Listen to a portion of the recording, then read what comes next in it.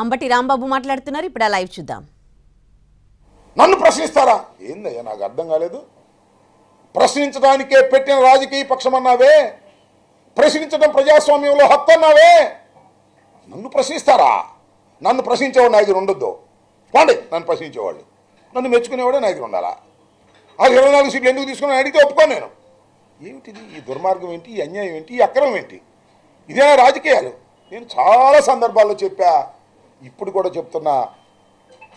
పవన్ కళ్యాణ్ అనే వ్యక్తి, నాకు గౌరవమే. పవన్ కళ్యాణ్ గారు అంటే నాకు ఏ విధమైనటువంటి అగౌరవం లేదు. చిరంజీవి గారి తమ్ముడు, మంచి సినిమా యాక్టరు, బ్రహ్మాండంగా సినిమాలు ఆడతాయి. మా కులంలో పుట్టినవారు, అగ్రస్థానానికి వెళ్ళిన వాళ్ళు సమాజంలో ఒక రంగంలో, వీఆర్ లైక్ దెమ్. బట్ కానీ నువ్వు చేస్తున్నది ఏమిటయ్యా నాకు అర్థం కాలేదు. నిన్ను నమ్ముకున్న వాళ్ళు, మేము నమ్ముకోవాలా, ఎందుకంటే నీ సంగతి మాకు తెలుసు కాబట్టి. నిన్ను నమ్ముకున్న అమాయకమైన జనం ఉన్నారే, నిన్ను నమ్ముకున్న కులస్తులు ఉన్నారే, వాళ్ళేదో నువ్వు ముఖ్యమంత్రి అవుతావు అనుకున్నారే. ముఖ్యమంత్రి కాకపోతే కాపోయావు, అసలు ముఖ్యమంత్రికి పనికిరారు అనేటువంటి పద్ధతుల్లో నువ్వు మాట్లాడుతున్నావంటే, నేను అనేక సందర్భాల్లో చెప్పా, ఒక రాజకీయ నాయకుడిగా, ఒక కాపు కులానికి చెందిన వ్యక్తిగా నేను అనేక సందర్భాల్లో చెప్పా, పవన్ కళ్యాణ్ గారు రాజకీయాలకు పనికిరాని వ్యక్తి.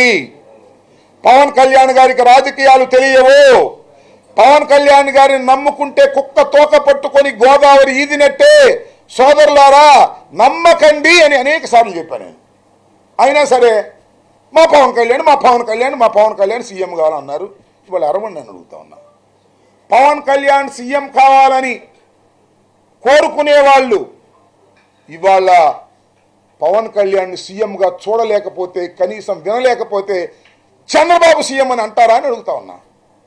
చంద్రబాబు సీఎం అని అనండి. వాళ్ళ ఇలాంటి పరిస్థితి ఎందుకు దిగజారిపోయిందో మీ రాజకీయ పక్షం ఆలోచించమని మనం చేస్తున్నా. దుర్మార్గమైనటువంటి రాజకీయాలు.